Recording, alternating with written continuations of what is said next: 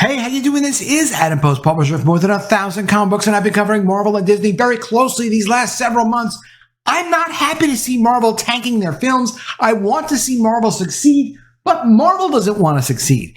They need to have some level of quality control and some level of discipline to know that what they're doing is actually making sense. I'm not saying Guardians of the Galaxy 3 was a terrible movie. What I am saying is Marvel has no discipline about what they're doing, and the results of that is that they've lost all the momentum from their films. It wasn't necessary. It took a few years for Marvel back in 2008 when they started their own cinematic universe before Disney bought them to create a momentum for their projects, for their films, to create a momentum for their aesthetic and demand in the marketplace for them. They actually created a unique demand for what Marvel was. No one else had it. People were excited about it. Not everyone in the world, but more than enough people that they had a really profitable franchise. Disney was very excited to write them a check for $4 billion to get a hold of the Marvel Cinematic Universe.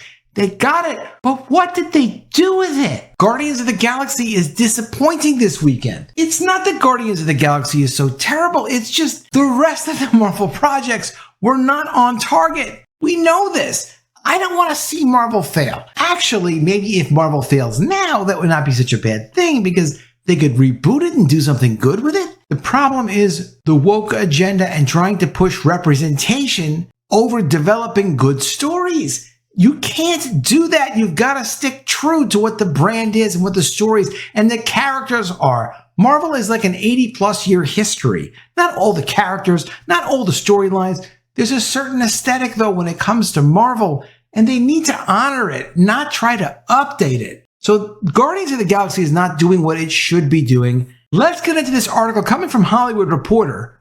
Before we do, please be sure you subscribe to the channel. Click the bell for notifications. Give me a thumbs up. I really appreciate you guys. And you also should know this. Hollywood Reporter is not looking to give Marvel a hard time. They love Disney. They love woke Disney. This is woke Hollywood. Warner Brothers Discovery, that's another story. But when it comes to Disney, they try to give Disney every break they possibly can, and they just can't. Box office for Guardians of the Galaxy 3, hoping for a $110 million domestic opening. James Gunn's final film for Marvel is facing headwinds as superhero fatigue settles in at the box office. Elsewhere, Blockbuster, the Super Mario Bros. Movie, finally falls to number 2 in its 5th weekend. 4 weekends in a row at number 1. That's a $1 billion plus movie. That movie's got no problems. The Marvel franchise has severe problems. Now, of course, it's not about box office fatigue. It's about woke movie fatigue. People are very interested in Marvel characters and Marvel movies. But you can't just put the Marvel logo on and think that people are going to like it. Kevin Feige, he's made millions of dollars. I guess he's not a conflict-oriented guy. He's not able to stand up for the company and say, hey, listen, when it comes to Marvel Studios, there is a certain aesthetic that you need to deliver on to make sure that the fans still like it. It's a boys' property fundamentally. Women can enjoy it. Girls can enjoy it. But Marvel has always been a boys' property. That's why Disney bought it, to augment their princess franchise universe of girl properties. But they've ruined it. This is how badly Disney is managing their business. At Marvel Studios, Elizabeth Olsen actually reveals that Doctor Strange 2 writers didn't watch WandaVision. The projects weren't completed by that time, so it's not that they can go and sit and watch the shows. But producers can have conversations with other producers. Writers can have conversations with other writers. This is what Kevin Feige is supposed to be doing, is coordinating where the character is at in the universe. They talk about having this continuity, this multiverse saga, this crossover. If they're going to have a crossover, the whole point of it is not that the characters have the same names or that they're played by the same actors and actresses. The whole point of it is that there's some kind of a continuity going on and there's some sort of recognition of what happens before and then happens again later, particularly if they're supposed to be leveraging Disney Plus with its TV series to then promote a character that's going to appear in movies. That's an incredible opportunity for Disney. If they had been paying attention to what they were doing, they could have taken advantage of it. We'll get back to this article. James Gunn's Guardians of the Galaxy Volume 3 topped the Friday box office chart with $48 million for a projected domestic opening of $110 million, on the very low end of expectations and well behind the last film in the standalone Marvel Studios franchise.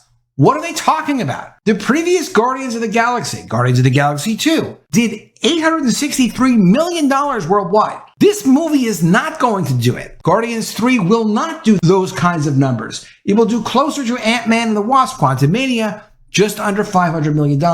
Am I some type of voodoo mystic that can predict these things in the future? No, but the momentum clearly isn't there. They're not doing the numbers. They're disappointing. The movie's initial performance isn't welcome news for Marvel or Gunn, who now runs rival DC Studios and is sparking further concern that superhero fatigue has settled in at the box office. This is not a concern at the DCU. David Zaslav, CEO of Warner Bros. Discovery, who finances and gives the green lights to all these things, has recently said DC's James Gunn is on a mission from God to rebuild the DC universe. So there's no concern over at Warner Bros. Discovery, who's writing all the checks to make sure that James Gunn can produce great DCU movies. That's going to happen. But at Marvel, there is superhero fatigue because they insist on making these ridiculous woke versions of superheroes. Guardians 3 certainly doesn't lack for audience love. It earned an A cinema score and strong exit scores on PostTrack. These are rating agencies which basically said people like the movies. Marvel and Disney hope this translates into a long run at the box office regardless of the opening weekend. Reviewers feel differently than do consumers, with the movie sporting the lowest Rotten Tomatoes critic scores of the three films. 2017's Guardians of the Galaxy Volume 2 started off with roughly $47 million this last Friday, but went on to open to $146 million for the weekend. It's unusual for a title in the Marvel Cinematic Universe to open behind the previous installment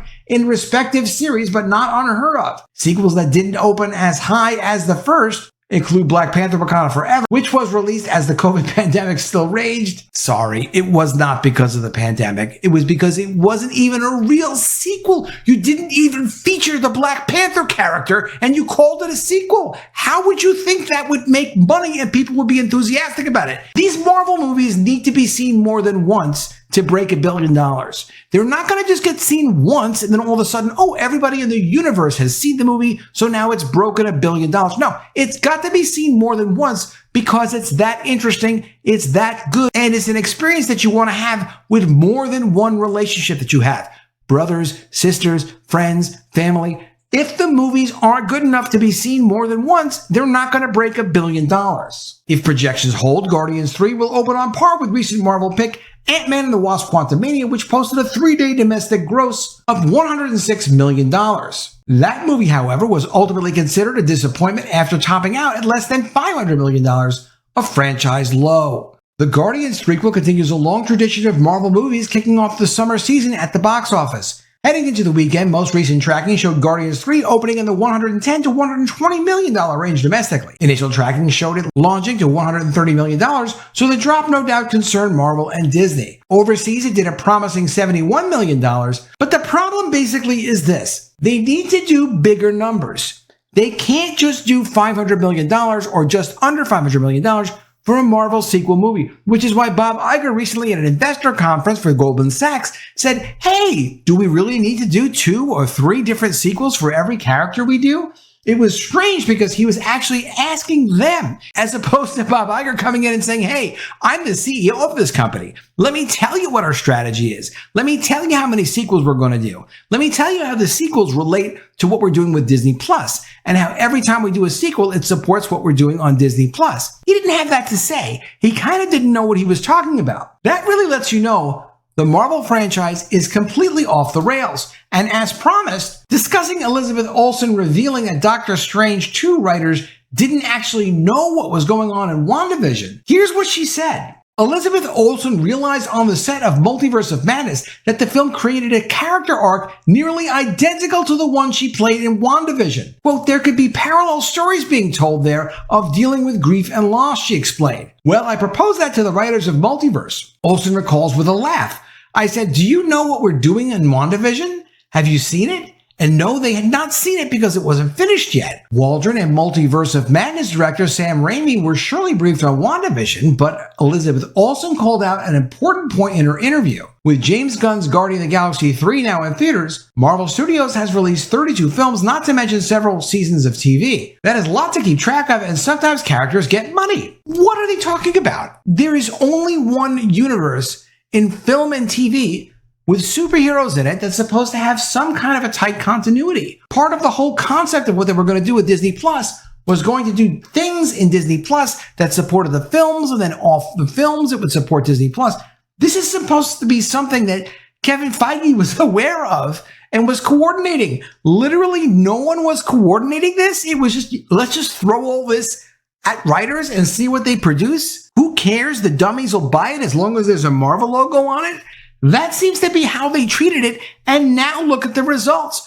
Of course, after a certain amount of time, Marvel has blown its credibility. People are not willing to watch films. They're not willing to watch the TV episodes. If it doesn't make sense, there's no way to follow it. Even if it's convoluted, that's fine, but it has to be coherent at some basic level. If it's not coherent, people aren't going to follow it. I would love to see Marvel do what it's supposed to do and just maintain basic continuity, honor the classic characters. You can even add inclusive characters. That would be wonderful. But someone needs to stand over all of this and make sense out of it. That's what the editor-in-chief used to do, at least in the 1980s. Kevin Feige's Phase 1 movies made sense. I enjoyed them. I can't believe they've gotten so far off track. Let me know what you think of this in the comments below. Did you like Guardians of the Galaxy 3? Can you understand, though, why, even if that movie was basically a decent movie, it really only works as a standalone? There really is no more continuity to the Marvel movies, which makes no sense.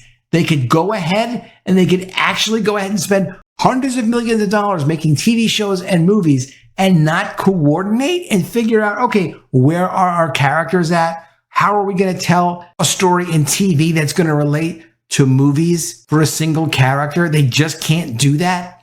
Let me know what you think in the comments below. Will they ever get this right? Please be sure you are subscribed to the channel. Click the bell for notifications. Give me a thumbs up, and I'll see you again soon with another video. And if I don't see you, I will miss you.